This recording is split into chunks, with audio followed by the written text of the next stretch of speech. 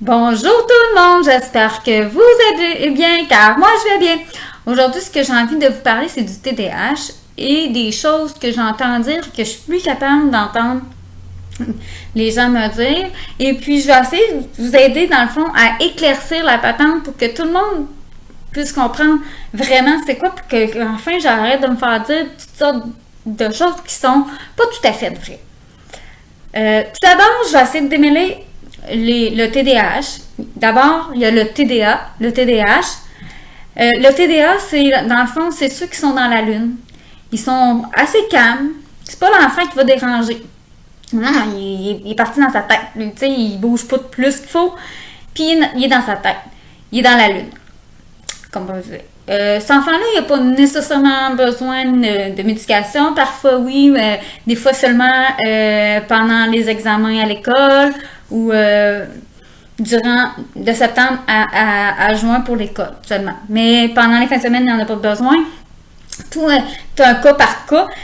Parfois, il n'y en a tout simplement pas de besoin, tout dépendant de comment il est.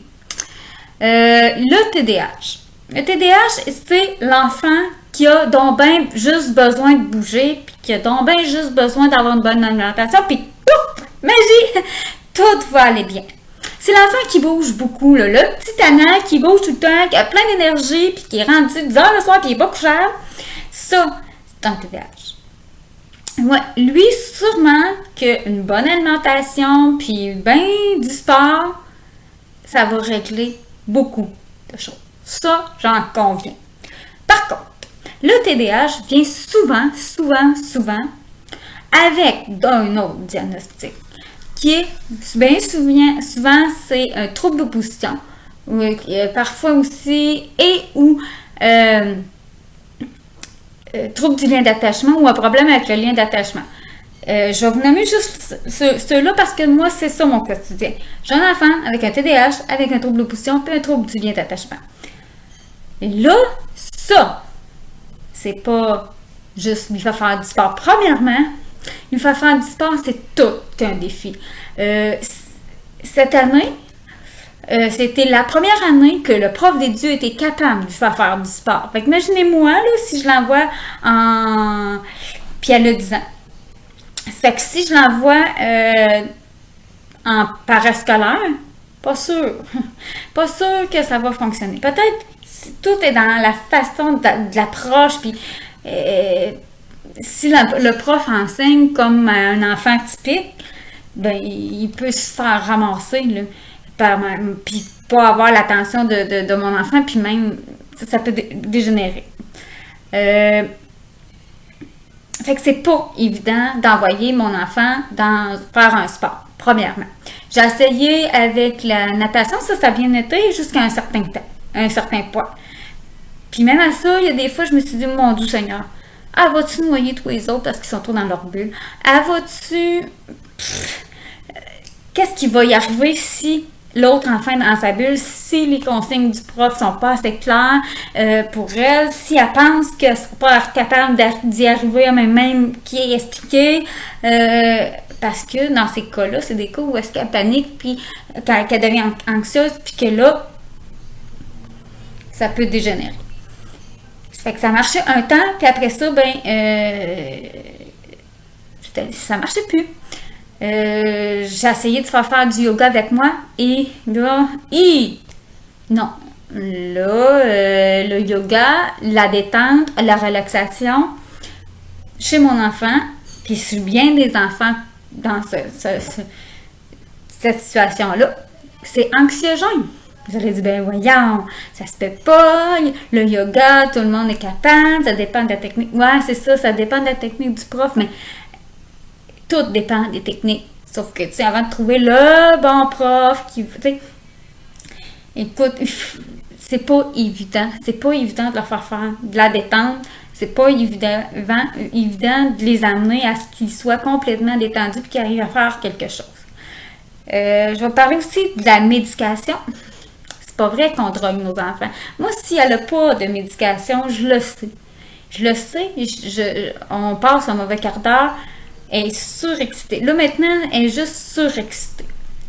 Mais il y a eu un temps où est-ce qu'elle gérait moins ses émotions et que là, c'était des crises, des colères, c'était épouvantable. Alors, je sais qu'elle a besoin de médication. C'est un besoin réel. C'est pas je veux m'en débarrasser pour avoir la paix. C'est vraiment pas ça. Mais vraiment, mais alors vraiment pas que je veux avoir la paix.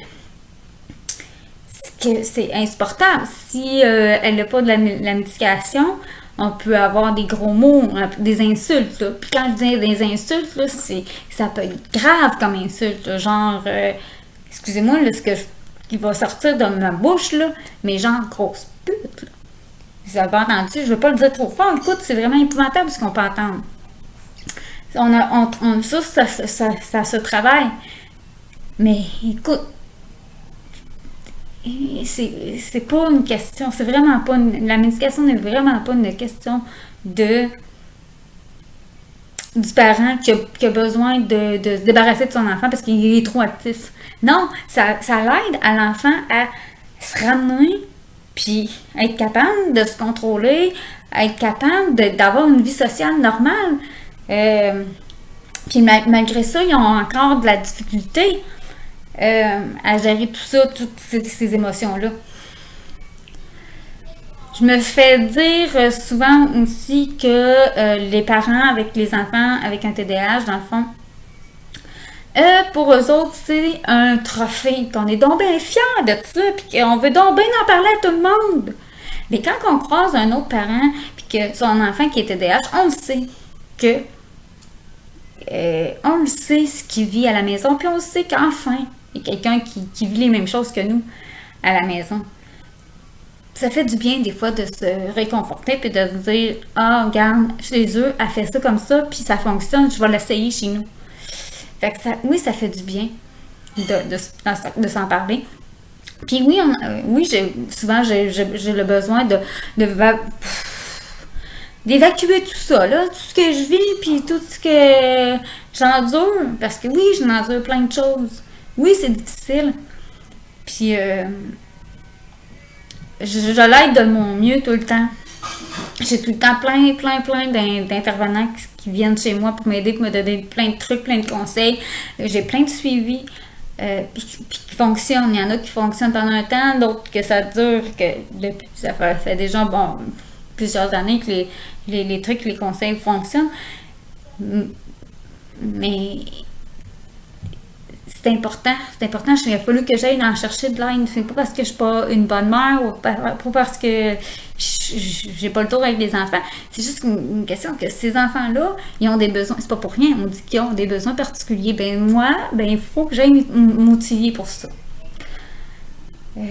Alors, c'est pas vrai que la bonne alimentation, puis le sport, puis les faire bouger, puis que, tu sais, qu'ils ont donc bien juste besoin de bouger, là, c'est pas vrai.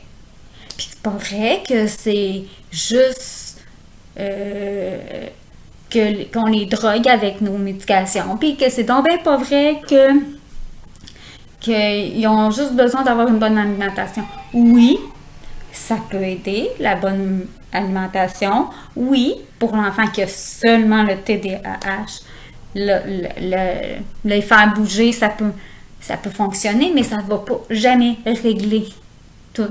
Et les enfants qui ont TDAH avec un autre diagnostic, parfois, c'est impossible de leur faire autre chose. Parce que ça peut devenir anxiogène. Excusez-moi, ça peut devenir un problème d'anxiété, anxiogène comme problème. Alors arrêtez de me dire toutes sortes de bêtises. Que moi, c'est comme ça que je le prends, c'est comme toutes sortes de bêtises. Mais de quoi tu parles? Je vais juste donner un exemple. Quand j'ai rencontré mon conjoint, là, et puis que je lui ai dit, écoute, j'ai un enfant avec des besoins particuliers, nanana. Il dit, il n'y a pas de trouble, moi je suis un TDA, blablabla. Puis au travail, je gère avec des personnes qui ont des problèmes de comportement, blablabla, blablabla. Et quand il a mis les deux pieds dedans, ma situation, il a fait « Oh, bateau bleu, dans quoi je m'embarque? » Hein? C'est vrai, c'est deux, là. Moi, ce que je pensais, là, puisque la réalité, il y a une méchante marge. Il y a une méchante marge entre ce que les gens pensent que c'est, puis la vraie réalité. Un peu comme les gens qui n'ont pas d'enfants. Qui disent ah, moi, mec, j'ai des enfants, je vais faire ça de même. Puis quand ils mettent les deux pieds dedans, là, puis qu'ils le vivent pour vrai, là, ils font c'est pas comme ça que ça marche. Puis c'est pour ça que ma mère elle me disait ça. Puis c'est pour ça que mon père il me disait ça. Alors que nous autres, avant d'avoir des enfants, on se disait hey, moi je dirais pas ça à mon enfant, je vais voir que moi je fonctionnerai pas comme ma mère, puis qu'on se ramasse à fonctionner comme nos parents parce qu'on comprend la situation.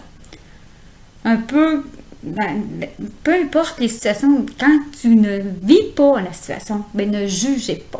J'ai le goût de vous laisser là-dessus. Merci et s'il vous plaît, likez, partagez et abonnez-vous. Merci!